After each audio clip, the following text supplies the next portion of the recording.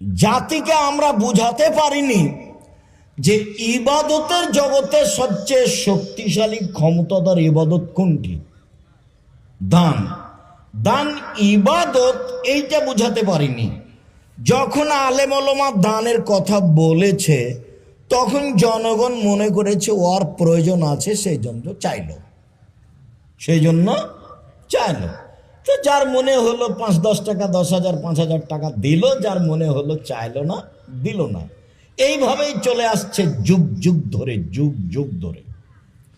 আপনাকে এখানে আর একটা কথা বলে রাখি, 1 টাকা দান করলে 10 নেকি হয়, আর 1 টাকা কর্জ দিলে 18 নেকি হয়।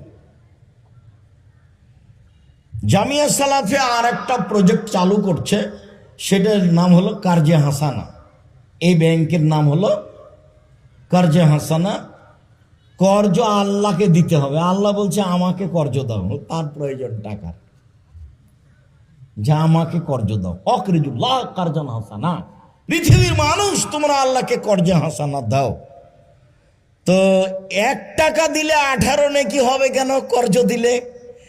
কর্জ দিলে পাবে এ আশায় থাকে, কিন্তু ঠিক মতন পায় না, কষ্ট হয়। 20,000 টাকা কর্জ দিয়েছিল, 4 বারে পেয়েছে, পাওয়াও শেষ, টাকাটিও শেষ, টাকাটাও শেষ। তো দিতে কষ্ট লাগে, আবার পাওয়া যখন শেষ হয় তখন মনটা খারাপ হয়। এই জন্য এতে নেকি বেশি। মানুষ এটা ছেড়ে দিয়ে ব্যাংকে লোন উঠাইতে গেছে, সুদের কিস্তি। মহিলাও গেছে, মহিলার স্বামীও গেছে, ছেলে মেয়ে গেছে, পরিবারটাই ধ্বংস। আব্দুল্লাহর একটা বক্তব্য আছে যে টাকাকে তার নিজ গতিতে চলতে দিতে হবে, তাহলে মানুষ শান্তিতে থাকবে। নিজ গতি কি? টাকার নিজ গতি কি? ছেলে, এই কথা মনে রাখতে হবে তোমাকে, খেয়াল করো এদিকে। টাকার নিজ গতি কি বলো তো? বিনিময়ে ব্যবহার হওয়া। মুখস্থ করো তো বাক্যটা। টাকাকে কিসে ব্যবহার হতে হবে? বিনিময়। এটা হলো তার নিজস্ব গতি। তো 1 কেজি বেগুন নিয়েছো, বিনিময়ে কি দিবা? টাকা। এটা হলো তার হক, এটা হলো তার অধিকার, এটা হলো তার নিজস্ব গতি। 5 কেজি চাউল নিয়েছো, বিনিময়ে কি দিবা? টাকা। এখনই 100 টাকা দিয়েছো, সুদের উপরে দিয়েছো, এবার 120 টাকা নিলে বলো তো 20 টাকার বিনিময় কি? সুদ। এটা তো আর তাকে নিজ গতিতে থাকতে দেওয়া হলো না। এ তো বিনিময় ছাড়া চলতে পারবে না। বিনিময় ছাড়া চললে এর উপরে জুলুম করা হবে। এর উপরে যখন জুলুম হবে, মানুষ তখন ভিক্ষুক হবেই। যার উপরে জুলুম করা হয় সে থাকতে পারে না। এনাকে সভাপতি করেছে সবাই মিলে, মুরব্বী মানুষ দিয়ে, তোমরা বলছো যে আপনি নিচে বসে থাকেন, তো উনি সভাপতির পদে এখানে থাকবেন? তোমরা আমাকে অপমান করছো, আমি ওখানে যাব? তো জুলুম মানে কোনো জিনিসকে কি করা?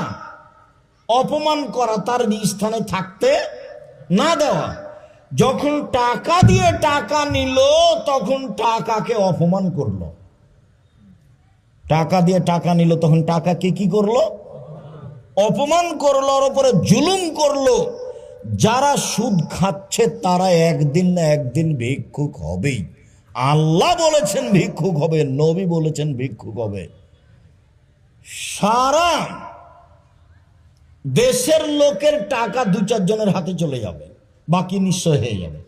সারা পৃথিবীর টাকা 2-4টে দেশে চলে যাবে, বাকি দেশ দেউলিয়া হয়ে যাবে।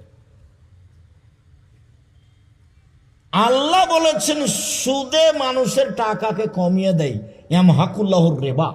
সুদ মানুষের টাকাকে কমিয়ে দেয়। আর আল্লাহ রাসূল বলছেন সুদের শেষ পরিণাম হলো নিঃস্ব। সুদের শেষ পরিণাম হলো কি? নিঃস্ব। তো তুমি যে একটা জিনিসের উপরে জুলুম করেছো, ওই জিনিস কি তোমার কাছে থাকবে? থাকবে না।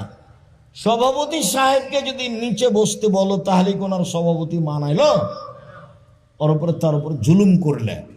তো যখন কেউ কাউকে অপমান করে, সে তখন ভাবে যে এখানে থাকা যাবে না, চলে যেতে হবে।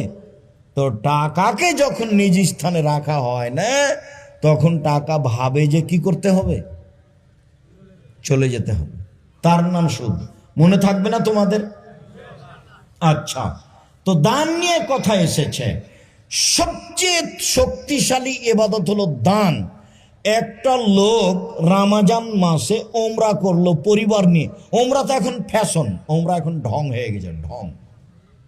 ছেলে মেয়ে আহাল পরিবার নিয়ে টাকা আছে, ওমরা করতে যাচ্ছে, সারাদিন ছবি তুলছে, ওমরা করছে, তওয়াফ করছে, আর কি করছে, সারাদিন ছবি তুলছে। ধর্ম পাগল হয়ে গেছে।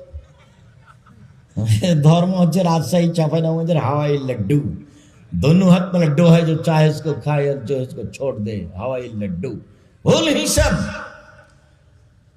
এইবার তুমি বলো, ওমরাতে তোমার আব্বা 5 লাখ টাকা খরচ করেছে, এই ওমরা কি তোমার দাদার কবরে কোনো কাজ আসবে?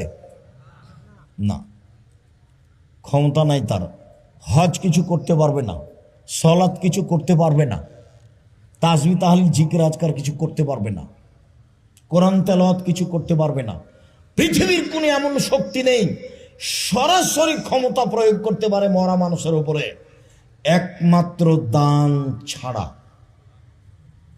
আল্লাহ নবী বলছেন, ইন্না সাদকাতা তুতফিউ হারাল কবুরে মিন আহলিহা, দান কবরবাসীর পাপকে মিটিয়ে দেয়, বন্ধ করে দেয়।